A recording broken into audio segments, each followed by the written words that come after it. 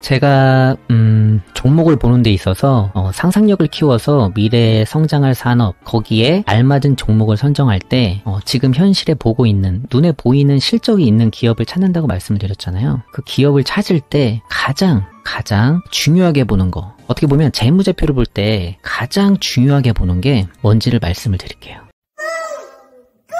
지금 삼성전자의 차트인데 재무제표를 보면 여러 가지 것들이 있잖아요. 매출액부터 시작해가지고 배당까지 진짜 여러 가지 것들이 있는데, 저는 여기 영업이익률을 굉장히 중요하게 생각해요. 이 영업이익률을 다른 것보다 가장 중요하게 생각해요. 여기 장사하시는 분들도 계실 거예요. 자영업 하시는 분들도 계실 테지만, 매출이 많이 는다고 해서 좋은 게 아니잖아요. 힘만 들지 수익이 안 나면 아무 의미가 없는 거예요. 매출이 적더라도 영업이익률이 많으면 그게 더 좋은 거죠. 매출액이 아무리 많아도 영업이익률이 별로여서 수익이 많이 나지 않으면 그 장사는 좋은 장사라고 할 수 없는 거죠. 그래서 항상 저는 매출이 조금 낮더라도 이 영업이익률이 높은 기업을 굉장히 선호하고, 그 기업에 대해서 살펴봤을 때 아직 가치를 받지 못하고 있다고 생각이 들면 이제 과감히 투자를 하게 되는 거죠. 그러면 보통 이 영업이익률을 몇 퍼센트 정도가 나와야 제가 조금 주의 깊게 보느냐? 저는 최소한 20% 이상은 돼야 돼요. 제가 종목을 물색함에 있어서 20%가 넘는 영업이익률을 가지고 있다. 그런 경우는 거의 그쪽 섹터에서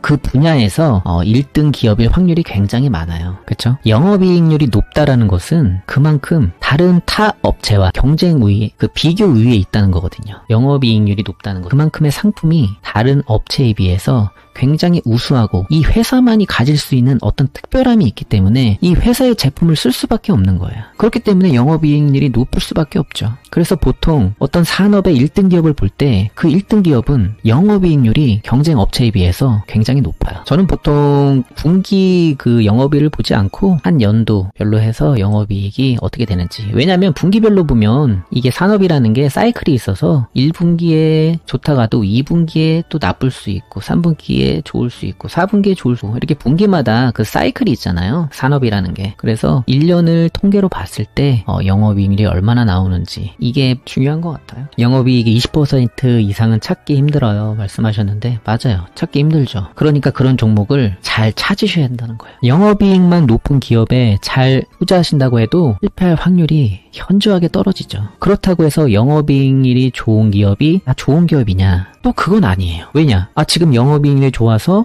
주가를 봤더니 가격이 높아. 현재 가치를 시장에서 잘 쳐주고 있어. 그러면 굳이 들어갈 필요가 없는 거죠. 분명히 가치가 있는 기업인데 아직 시장의 주목을 받지 않고 있고 저평가가 돼 있다. 이럴 때 투자를 하는 것인데, 그러면 이게 저평가인지 고평가인지 알 수 있는 게 가장 중요하잖아요. 그거를 모르니까 언제 이 기업에 대해서 매수를 할지, 이게 지금 가장 어려운 거죠, 사실. 구독자분들이나 주식을 하시는 분들이, 많은 주식 유튜버 분들이 단타 하시는 분들 말고 이 가치 투자하시는 분들도 있잖아요. 이렇게 보면은 영업이익의 10배, 15배, 20배 이 안에서 시가총액을 산정해가지고 보통 가치를 평가하시는 분들이 굉장히 많아요. 근데 이 기업을 영업이익 대비해서 아니면 순이익 대비해서 10배를 쳐줄지 15배를 쳐줄지 20배를 쳐줄지, 이것은 투자하시는 이 투자자들의 몫이에요. 사실은 이게 정해져 있지가 않아요. 섹터별로 제약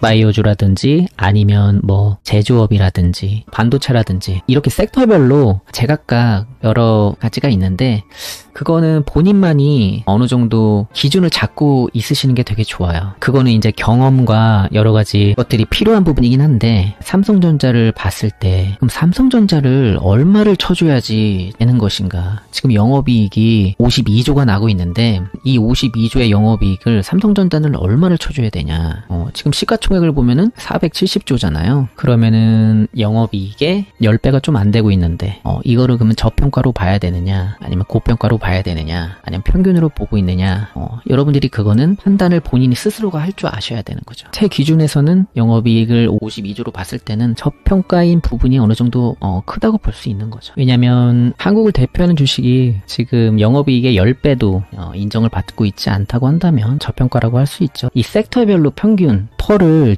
어떻게 정해야 될지, 이런 것들이 굉장히 힘들어요. 섹터는 똑같아도 이 종목을 얼마를 쳐줘야 될까, 이런 것들이 조금 그때그때 상황마다 달리 해석해야 되는 부분들이 있거든요. 뭐 제조업은 몇 퍼센트를 해줘야 된다, 의약품은 몇 퍼센트를 해줘야 된다, 반도체는 몇 퍼센트를 해줘야 된다, 뭐 해운, 항공, 뭐 게임주는 영업이익의 몇 퍼센트를 해줘야 저평가고 고평가다. 이런 것들은 사실 본인이 경험을 통해서 이 정도면은 고평가다 저평가다, 이런 것들을 산정할 수가 있어야 되거든요. 그게 상당히 어려운 부분이긴 하죠. 왜냐면 그게 핵심이니까요. 사실 가장 힘든 부분일 수 있어요. 그 가치를 산정하는 게. 보통 퍼가 10 이하면 저평가 아닌가요? 이렇게 말씀하셨는데 맞죠. 저평가일 수 있죠. 근데 그런 게 있어요. 그냥 이 섹터는 10 이하가 적당한 거고 10 이상이면 고평가일 수 있는 섹터들이 있는 거예요. 여러분들이 여기서 굉장히 혼란스러울 수 있는데, 어떤 섹터는 퍼가 20인데 영업이익보다 20배의 가치를 가지고 있음에도 불구하고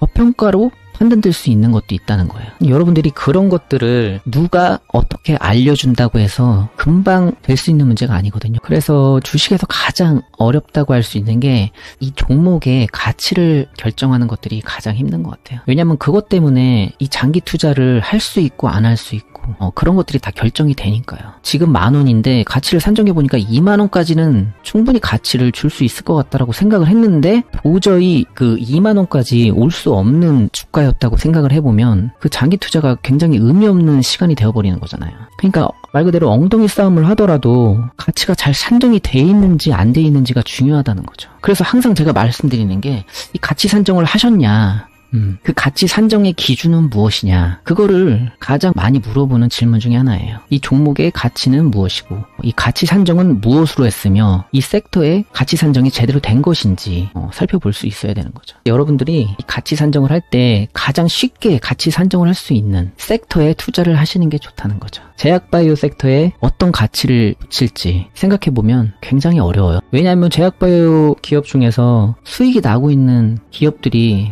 거의 없다 보니까 어떻게 가치를 매길 수 있는 게 없는 거예요. 제약바이오주는. 그래서 가치를 매길 수 없는 기업에 투자하지 말라고 항상 말씀을 드리는 거예요. 저는 사실 대형주보다 중소형주를 많이 선호하고 있어요. 지금 투자하고 있는 것도 중소형주고, 왜냐면은 어떻게 보면 대형주들은 이미 가치를 받고 올라와 있는 경우가 굉장히 많거든요. 그래서 정말 큰 금액을 몇십억, 몇백억 이렇게 운영하시는 분들은 자금의 크기 때문에 대형주에 이렇게 하시는 분들이 대부분이지만, 금액을 많이 투자하고 있지 않으신 분들은 중소형주에 투자하시는 것이 훨씬 더 수익률을 얻는 데 있어서 유리하다고 볼 수 있죠. 그래서 저는 중소형주 중에서 기술이 좋고 영업이익이 좋고 성장 가능성이 있고 미래에도 이 산업이 발전할 수밖에 없는 산업, 아직 가치를 인정받지 않은 그 종목을 찾고 그 종목에 미리 선 투자해서 기다리고 있는 이런 투자를 지금 하고 있는 거죠. 야구에서 보면 스카우트들이 있잖아요. 투수든 타자든 스카우트들이 중심적으로 보는 게 하나씩 있다고 하더라고요. 투수는 구속을 보고 타자는 주력을 본다고 하더라고요. 그만큼 뭔가 하나는 확실해야 된다는 거예요. 그 투수가 구속이 좋든 컨트롤이 좋든 뭔가 하나는 눈에 띄는 게 있어야 된다는 거죠. 주식도 마찬가지로 뭔가 하나는 눈에 띄는 게 있어야 되는 거예요. 어떤 분은 순이익을 보시는 경우도 있어요. 어떤 분은 매출액의 성장 추이를 보시는 분들도 있고, 어떤 게 정답인지는 본인이 선택해야 될 문제인 것 같아요. 우선 저는 영업이익률을 굉장히 중요하게 생각한다, 이걸 말씀드리고, 주식 발행수 저 중요하게 생각해요. 주식 발행수를 왜 중요하게 생각하냐면은, 예전에 주식을 처음 시작할 때부터 주식수가 많은 거에 대해서 그렇게 좋은 인상을 받지를 못했어요. 왜냐면 주식수가 많이 늘어나는 데 있어서 보통 전환사채라든지 여러 가지 그런 것들로 주식수가 늘어나는 경우가 많기 때문에 웬만해서는 주식수가 그렇게 많지 않은 종목들을 선호해요. 그래서 이왕이면 실적도 중요하지만 발행 주식수도 어느 정도는 종목을 선정하는 데 있어서 그거는 있어요. 주식수가 아니라 시총을 봐야 될 듯하네요. 시총도 봐요. 시총도 굉장히 중요하게 생각해요.